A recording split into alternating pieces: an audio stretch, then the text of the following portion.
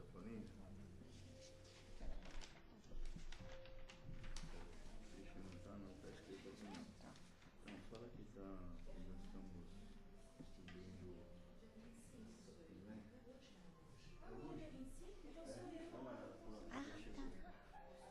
Tudo bem?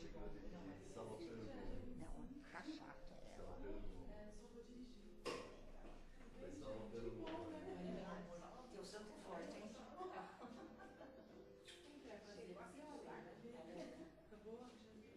A Sandra me mandou, mas eu achei que 25 fosse a semana que vem.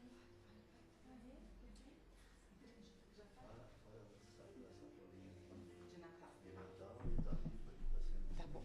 Falo sim. Deixa eu ficar ligado. Boa tarde a todos, tá? Acho que eles já ligaram. Boa tarde ao pessoal da internet. Nós temos alguns recadinhos antes de começar, né? Então, nós estamos fazendo uma ação entre amigos, uma rifa de Natal com um valor de R$30, e o prêmio é uma Smart TV de LED de 43 polegadas da Samsung. Quem quiser adquirir algum número, só procurar, né, o pessoal da casa que providenciará. As sacolinhas de Natal, né, para quem pegou as sacolas, para providenciar a devolução, para a gente poder... Ah, é 20? É porque aqui está 30, né? Não, vai ser muda, baixa o preço. Tá, tem que... desculpa, então a rifa acabou de mudar aqui, vamos lá, R$20, gente. Que aqui no papel estava 30. E as sacolas de Natal, né, providenciar a entrega o mais breve possível. Não tem a necessidade de fazer embrulho separado de cada item, porque elas são montadas de maneira homogênea, para ficar tudo igualzinho, né? A casa padroniza essa embalagem para que as crianças sejam beneficiadas. E lembrar também, como pedintes que somos, né, eternos pedintes, dos itens da nossa cesta básica. O que nós estamos precisando é de leite em pó, óleo, arroz, feijão e açúcar. Então, nós contamos com a colaboração de todo mundo, nessas famílias que são atendidas, que o número vem aumentando cada vez mais, precisam muito do nosso auxílio. Então, o que a gente conseguir fazer por elas é de bom grado. Tá? Então, recados dados. Vamos agora acalmando os nossos corações, deixando para trás as nossas preocupações, as nossas aflições, para poder receber e doar aquilo que a gente tem de melhor, né? Então, que nós possamos sair daqui melhores do que chegamos. Agradecemos ao plano espiritual todo esse preparo que é feito desde há muito tempo antes de nós chegarmos aqui. Que tudo possa correr bem na explanação da tarde de hoje, que todas as palavras ditas sejam colocadas primeiro em nossa mente e depois seguidas, né, por todos nós como exemplo, e que assim nós possamos, em busca sempre do aprendizado, da melhora, da nossa evolução, trilhar pelo caminho do bem, procurando seguir os exemplos de Jesus Cristo. Que assim seja, graças a Deus. Sejam todos bem-vindos. Hoje quem vai falar conosco é a Leda, a sabedoria do bem viver. Seja feliz.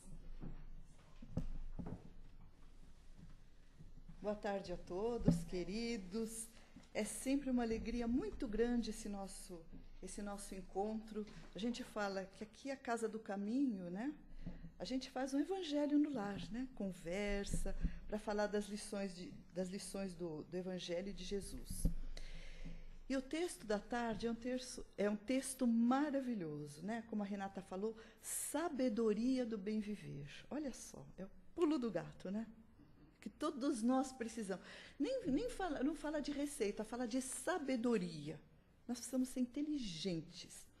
E quem traz esse texto é o José Carlos de Luca, que é escritor espírita, né? Mas ele se baseia nesse texto no Viktor Frankl. Esse Viktor Frankl, ele é um médico psiquiatra austríaco, né? E ele é escritor também. E esse Viktor Frankl, ele vivenciou um campo de concentração. Imagine, ele passou por um campo de concentração. Todas aquelas amarguras, todo aquele desespero, aquele muro que não tinha uma luz no fundo do túnel, não tinha uma visão, não se tinha certeza que ia sair dali, né? Daquele confinamento. E ele depois estudou como psiquiatra, né? Ele fez uma grande reflexão sobre o sentido da vida. E aí esse texto é baseado nesse Viktor Frankl. E ele é autor da logoterapia. A logoterapia, que é justamente essa busca de sentido da vida. A logoterapia, a busca de sentido. Então, olha o que ele diz. Ele diz assim, quando a situação for boa, desfrute-a. Quando a situação for ruim, transforme-a. Quando a situação não puder ser transformada, transforme-se. Transforme-se. Se não dá nem de um jeito nem de outro, a gente tem que buscar algum modo, né, para bem viver, né? Então, tem dois tipos de situação. Tem situações boas, as situações que ainda não são boas, e aquelas que podem ser transformadas e outras que não podem ser transformadas.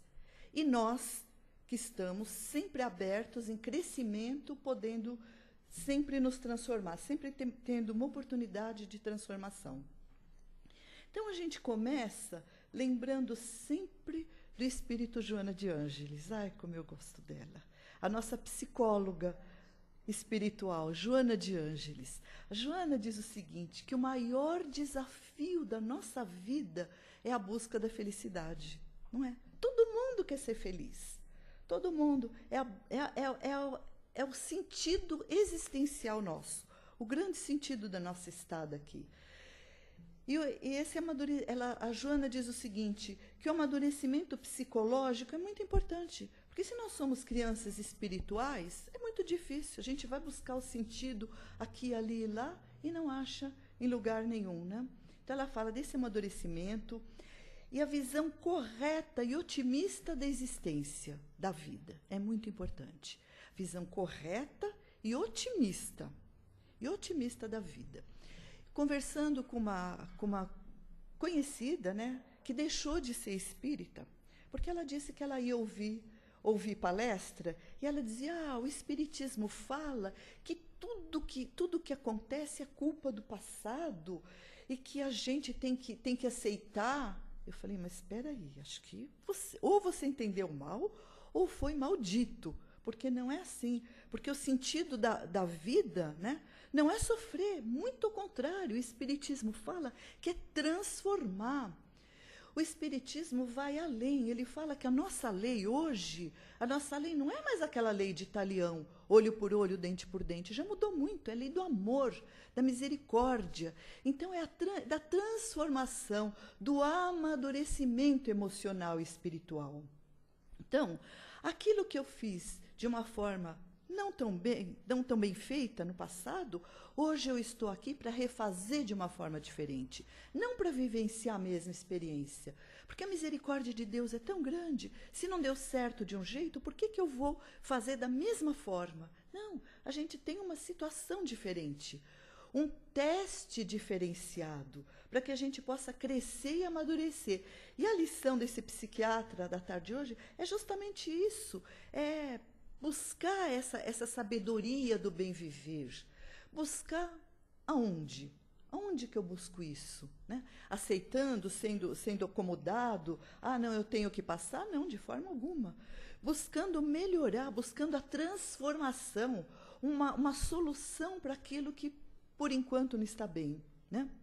Então, essa busca, às vezes, fazemos de uma forma equivocada. Então, nós buscamos aonde? Né? Normalmente, nós, quando olhamos aqui na Terra, somente aqui entre nós, a nossa visão não amplia, não transcende a essa vida, né? Essa visão, ela se limita ao berço e ao túmulo. Onde que a gente busca? A gente busca a felicidade na riqueza, a gente busca na fama, a gente busca na saúde, na beleza, no poder. Então, a gente foi pensar, poxa, será que é isso mesmo? A gente tem que provar, né? Será que com dinheiro a gente é feliz? Não vamos citar muitos casos, senão a gente ia ficar tarde, à noite, ia passar até quarta-feira que vem aqui conversando e citando o caso. Vamos citar 3 casos, né, de pessoas que alguns reúnem todos esses itens, outros alguns. Vamos lembrar, todo mundo lembra daquele armador grego, o Aristóteles Onassis, né? O homem mais rico à época do planeta. Um armador grego, dono de ilhas, de iates, fretes de iates, vários navios, ilhas, riquíssimo. A sua filha, a Cristina Onassis, ela herdou tudo dele. O que aconteceu no final? Ela se suicidou, com todo o dinheiro, com toda a herança que ela herdou do pai, ilhas, navios. Ela se suicidou. A sua filha, a Tina, a filha da Cristina, que se suicidou, que é neta do armador, do Onassis. Olha a reportagem da revista Veja, em abril de 2000. A revista Veja diz o seguinte: a Tina Onassis está preocupada com o que vai ser da sua vida, depois de receber $1,5 bilhão de dólares. Ela acha que o dinheiro não trouxe felicidade para sua família. O avô não tinha sido feliz, a mãe tinha se suicidado. Ela estava preocupada com o dinheiro. Então, a gente vê que não trouxe felicidade para ela. Aí a gente vê um outro caso, né? A princesa Diana. Lembra da Lady Di? Nossa, a Lady Di era um conto de fada. Quem de nós não viu o casamento da princesa na televisão?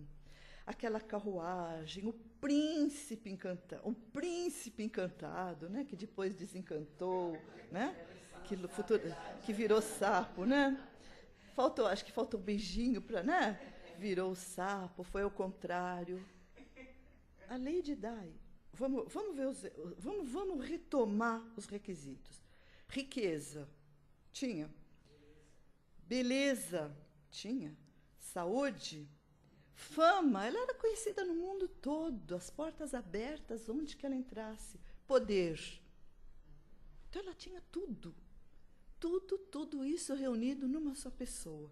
Ela era feliz? Ela era uma pessoa extremamente triste e vivia depressiva, né? Aí a gente lembrou também de um ator de Hollywood. A gente fala, às vezes, do Hollywood, nos holofotes da fama, com o nome na calçada, lá na estrela. Deve ser o máximo, né? Lembram do Robin Williams? Do ator? Ator de sucesso, com fama, com dinheiro, com poder, né? Na indústria cinematográfica, tudo. O que aconteceu com ele? Suicidou-se também pelo vazio existencial. E quais foram as palavras dele? Ele disse que a coisa mais triste que ele sentia era estar rodeado de pessoas e se sentir só. Porque ele sentiu que interesse, né? As pessoas estavam perto para quê? Ou para ser um trampolim, para conseguir alguma coisa, era por interesse. Então, a gente vai olhando como se busca essa felicidade aqui, a gente não vai encontrar. Tem até um conto, ele é bem infantil, mas é bem próprio para esse nosso tema da tarde, né? Diz assim, que uma princesa, por ocasião dos seus 15 anos, aquela festa imensa no palácio, ela ganhou do rei uma tiara de diamantes, né? Como princesa que era.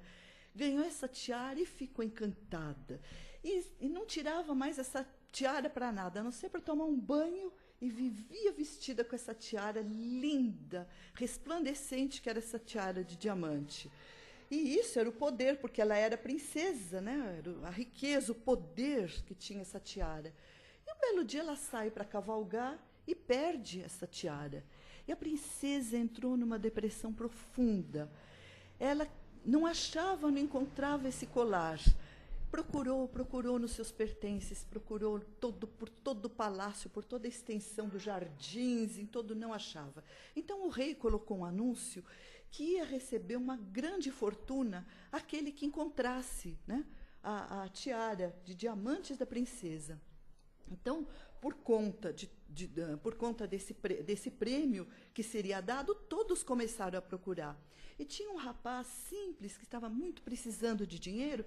Ele falou, não, eu preciso encontrar esse colar. Eu preciso, porque a recompensa é tão alta, tão grande, né?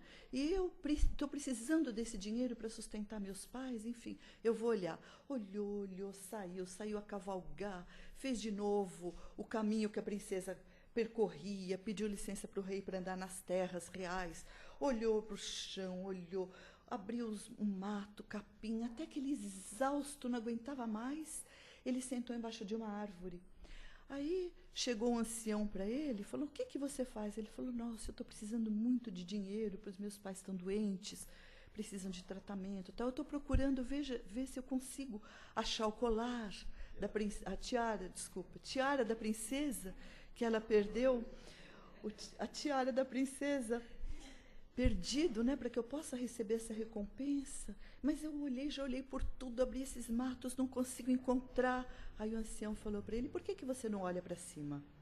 Então ele olhou, estava pendurado na árvore. A tiara de diamante da princesa. Essas são os nossos diamantes que Deus nos dá. Eles ficam pendurados no alto. E nós procuramos na terra.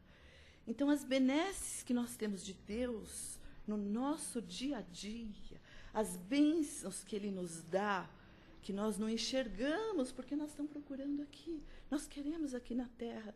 E Ele nos manda do céu, Ele nos manda do alto.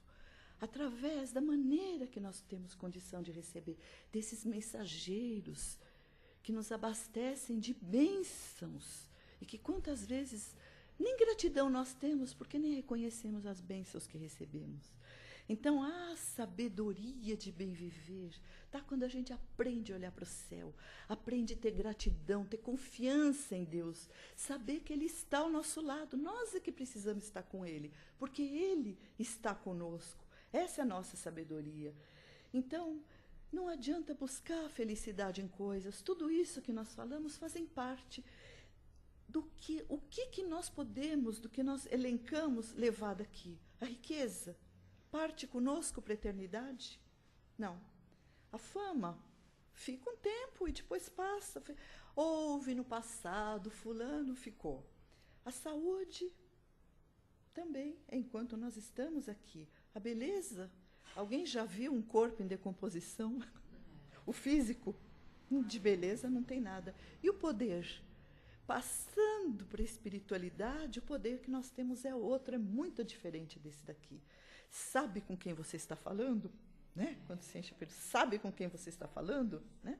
Diante da grandeza de Deus, que nós somos? Né? Nós somos seus filhos diletos, mas somos todos iguais. Né? Então, não tem esse melhor nem pior. Então, quando nós analisamos nesse sentido a vida, no sentido da encarnação, no sentido das dádivas que Deus nos coloca à disposição, da felicidade, que está sempre ao nosso alcance, depende do enfoque que nós damos para a vida, de como enxergamos, né? Depende de nós abrandar esses males, né? E buscamos sempre a felicidade, né? O Divaldo Pereira Franco, né, orador espírita, ele sempre fala, também com a inspiração da Joana de Ângeles, a busca da felicidade, a Joana diz, né? Nós buscamos a felicidade fora, nós buscamos a felicidade em coisas, em pessoas. Eu vou ser feliz quando eu vou estar bem, eu vou viver bem quando, se acontecer isso, quando acontecer isso, buscamos fora. E, ao contrário, ela está muito mais perto, porque ela está dentro de nós. Aquilo que não dá para se modificar, modifiquemos nós dentro, né? E como a doutrina nos mostra, o homem, ele é herdeiro de si. Ele é herdeiro, então ele é agente, nós somos agentes da nossa própria felicidade. Não adianta buscar em coisas, em pessoas, porque ninguém vai nos fazer feliz. A felicidade é um estado de espírito. Se eu saio daqui infeliz e falar, mas eu vou fazer uma viagem, eu quero ir para um lugar bem bonito, eu quero ir para um campo, né? Onde tem a natureza, que a gente vê o sol nascer, com plantas, com animais. Mas se eu não tenho um estado de espírito receptivo, aberto para essas benesses de Deus, para essas bênçãos, eu não recebo nada. Da mesma forma que eu saio daqui, eu chego ali, amargurado. Então é importante essa asepsia interna, essa reforma da alma que nós precisamos tanto fazer, né? Que o texto diz tão bem. Então, o caminho para se conseguir a felicidade, né? Dizem os amigos espirituais, é fazendo também os outros felizes. Esse também é um caminho. Quando eu faço a felicidade do outro, quando eu posso, quando eu tenho condições, porque nem sempre eu tenho, mas quando eu tenho condições, por exemplo, de beneficiar, nesse final de ano, alguém com um parzinho de sapato, por exemplo, que eu consigo ir na loja comprar um tênis que não é meu número, que eu não vou usar, que é diferente de tudo aquilo que seria para mim, mas que é para o outro, traz uma felicidade tão grande, tão diferente de quando nós compramos para nós. Quando eu posso tirar da minha despensa 1 quilo de alimento e saber que vai matar a fome de alguém, isso dá uma sensação de alegria. Dizem a ciência hoje diz que libera aquelas substâncias que causam prazer. E isso cai na corrente sanguínea e dá um bem-estar para nós, fazendo os outros felizes, com palavras. Às vezes a gente fala, às vezes do material, porque hoje a necessidade é muito grande hoje em dia, mas às vezes com palavras. Eu sentar, poder ouvir alguém, poder dar um sorriso, poder escutar, poder falar palavras de otimismo, como faz bem. E sempre dizem, né, os espíritos dizem, a gente abre uma mão para oferecer, mas quando Deus vai nos dar, nós precisamos abrir as duas para receber, porque a gente recebe tanto de Deus que fica assim até encantado, que nem se acha merecedor de tanta coisa, né? Hoje diz que esse fazer o bem, que a gente fala, que a caridade não é só material, é a caridade moral também, como nós dissemos. Essa caridade de ouvir, de sorrir, de fazer o bem, de vibrar o bem. Uma prece, uma oração é uma caridade para quem precisa. Às vezes são pessoas que não precisam de nada materialmente, ao contrário, mas que emocionalmente, que espiritualmente precisa muito. E às vezes essa oração que fazemos com fervor, que caridade que é. E ela reverte para nós, em bem para nós, né?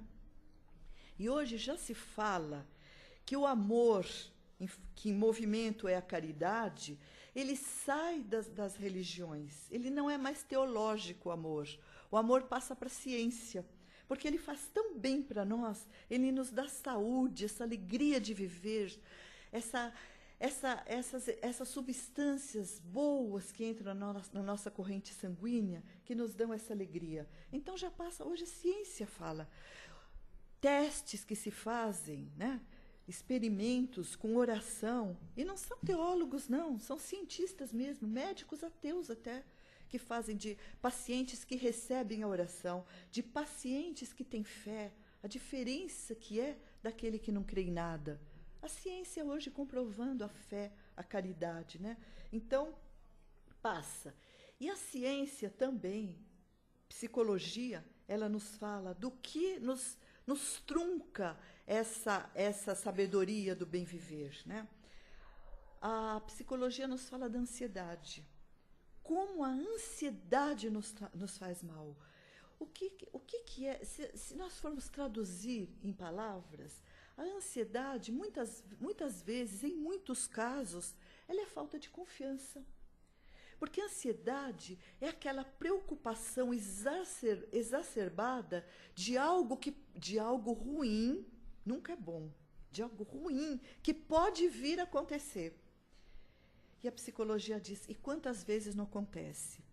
E a gente perde, se desgasta esperando algo e isso não vem.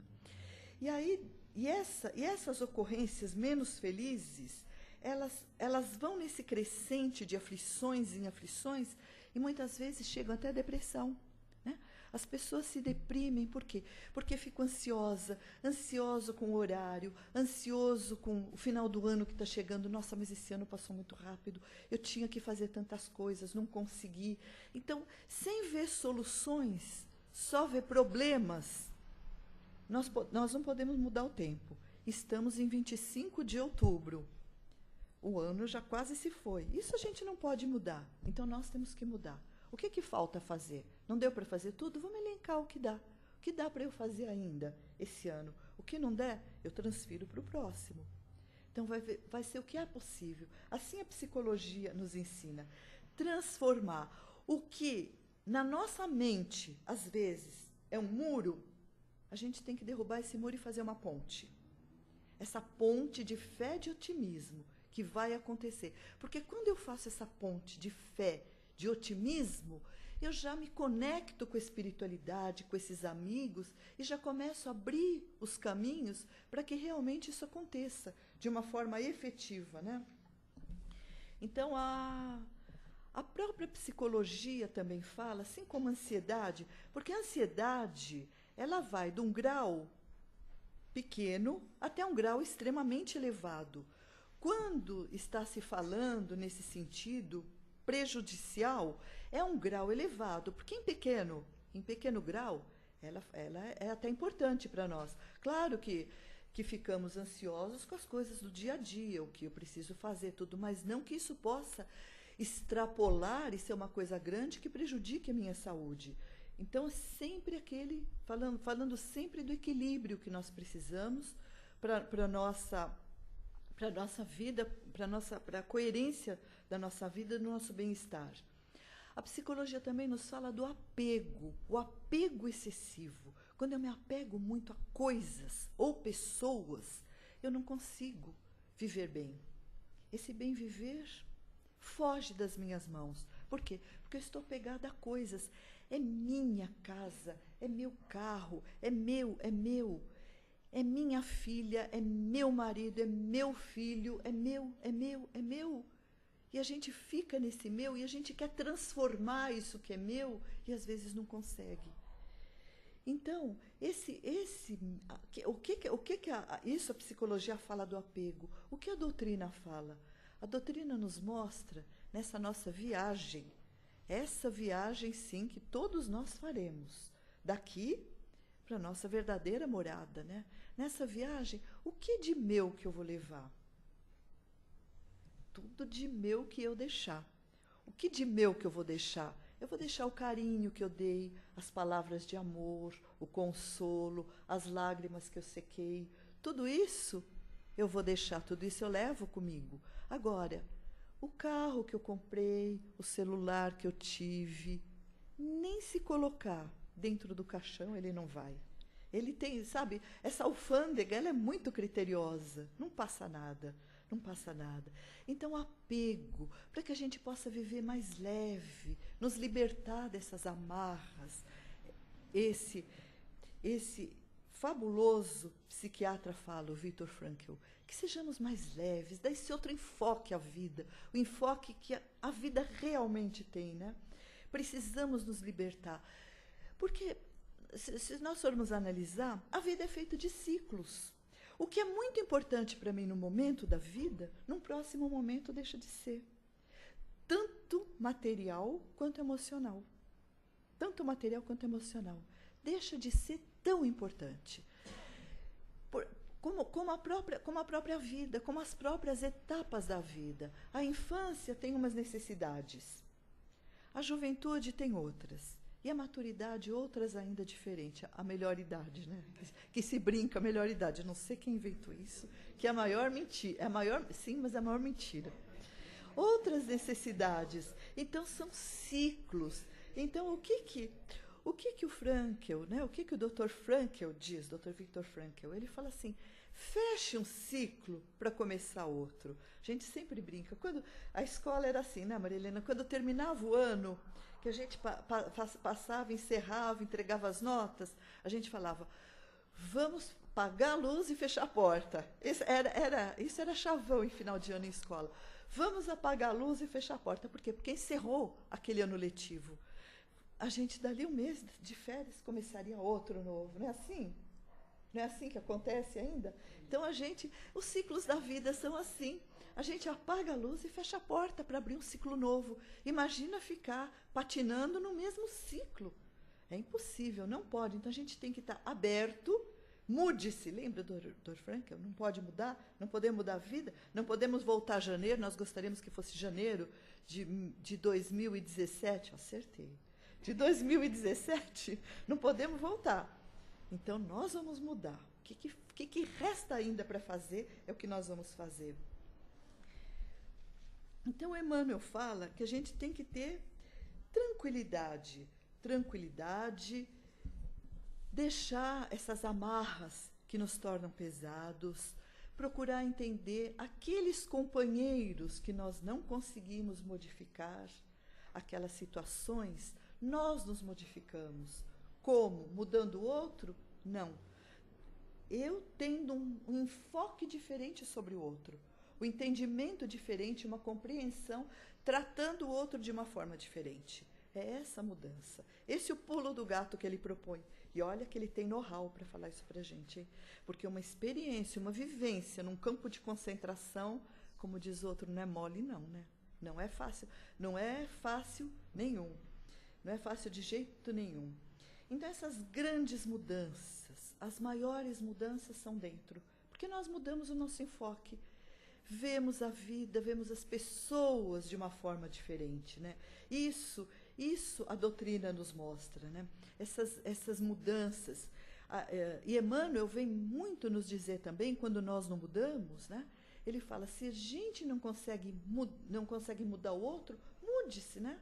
O Emmanuel fala, muda você também. A doutrina também fala, junto com a ciência, junto com o Dr. Frankl, mude você, veja diferente, não sofra porque você não consegue fazer aquilo que você, na sua visão, acha que deveria ser dessa maneira.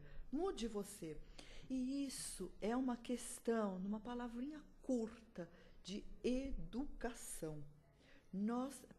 Parece grosseiro falar isso, né? Mas não é, não. Nós temos que nos educar. Nós estamos aqui para nos educar, nos modificarmos, para nos tornarmos diferentes. E essa educação passa pelo aprendizado que nós temos, né? Todos nós aqui estamos tendo esse aprendizado, passa por ele, mas esse aprendizado não pode ficar só no entendimento, não só. Ele precisa ficar nos nossos atos também. Ele precisa passar da consciência, da memória para o coração. Agir diferente, de uma forma terna, doce, mais tranquilo, mais aberto, com entendimento, né? A educação, ela passa por todo esse processo, até da transformação que a Terra está passando no momento dessa transição. Os espíritos falam que toda essa mudança da Terra é uma mudança física, sim. Nós temos percebido essa mudança de cataclismas, a gente tem visto ciclones, tem visto placas imensas de gelo se deslocando, mas não é o fim do mundo, não é a Terra que vai acabar, não. É a transformação, é a mudança. É a mudança, esse tipo de mudança educa o homem a ter um outro olhar sobre o planeta, mais cuidado que não tinha, digamos, há décadas atrás, não tínhamos esse cuidado com o planeta que hoje temos, né? Com esse olhar, os furacões que devastam, né? Casas, cidades por aí. Por quê? Para abrir os olhos e ver o que nós estamos fazendo com o clima, né? Então, tudo isso passa pela educação ou não?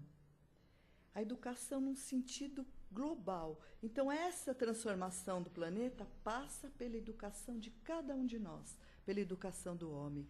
Assim como passa o nosso relacionamento na humanidade. A hora que modificar essa relação de homem para homem é que modifica a humanidade, ou seja, o nosso planeta bendito, né? Que nos recebe para a nossa reparação. Estamos aqui reparando alguma coisa, auxiliando em outras. A gente fala, mas eu vim sofrer. Não, eu vim ajudar também, auxiliar. Nesse processo de transição que a Terra está passando, cada um de nós tem um nome lá em cima no caderninho gravado. Cada um de nós tem um papel importantíssimo. Importantíssimo, desculpem.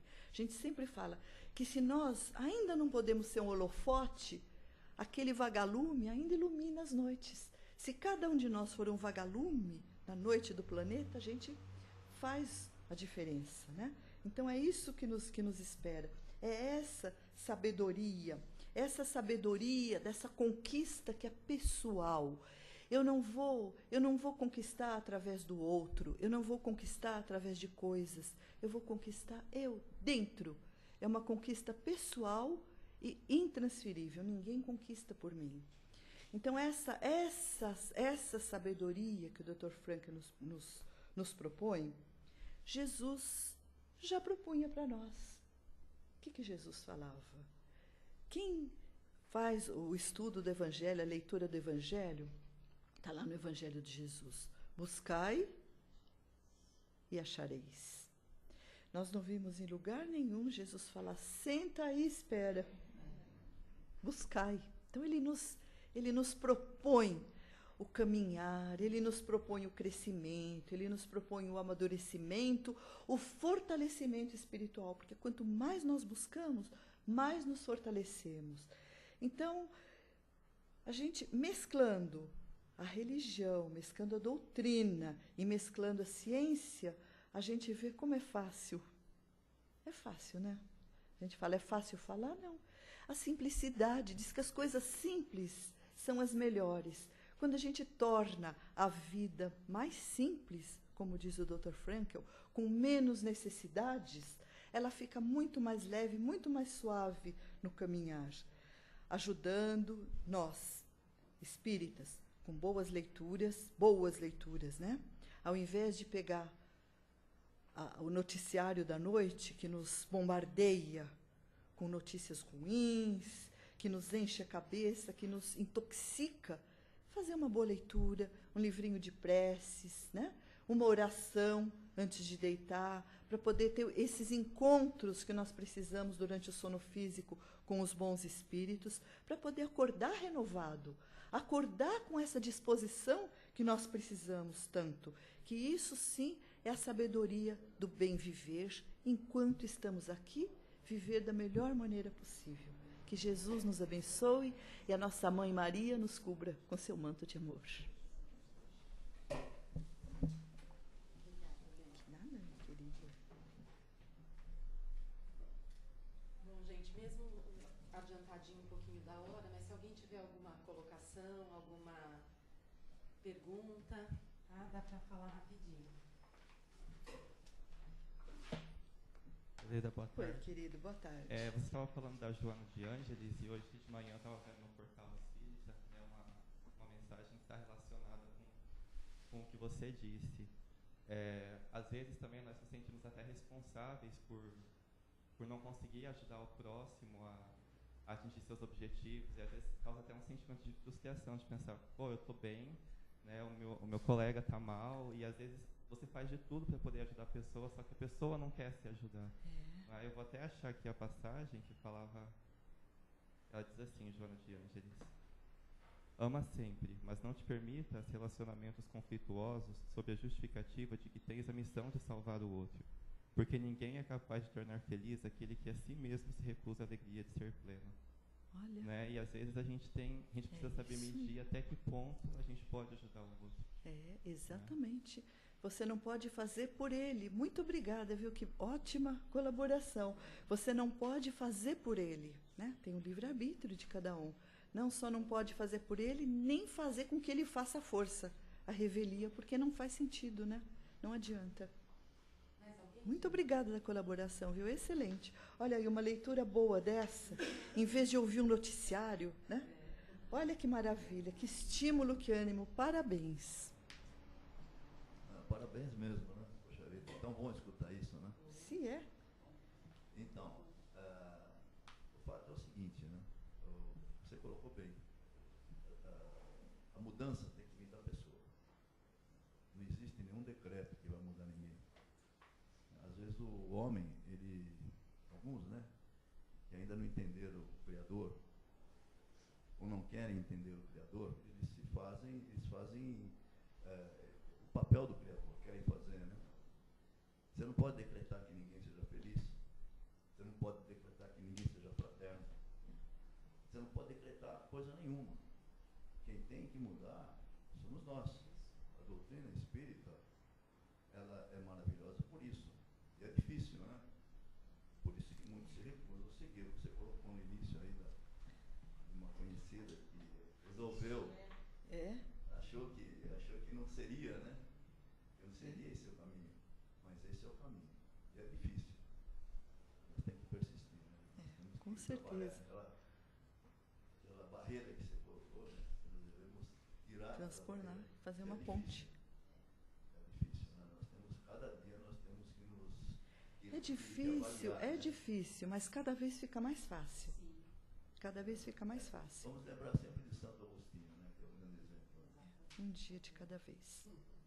Então, uma boa tarde a todos. E olhar para cima, né, para ver se a gente acha. A tiara, né? As tiarinhas, né? Olhar para cima, sempre. Isso mesmo. Bom, gente, então é chegado o momento de nós agradecermos tudo aquilo que recebemos de bom. E esse agradecimento não poderia vir de outra forma, senão em forma de doação do amor que nós nutrimos pelo nosso próximo, por aquelas pessoas que estejam necessitando de amparo, de proteção, de auxílio nesse presente momento. Então nós vamos endereçar essas nossas vibrações de amor para esses irmãos de caminhada que se encontram encarcerados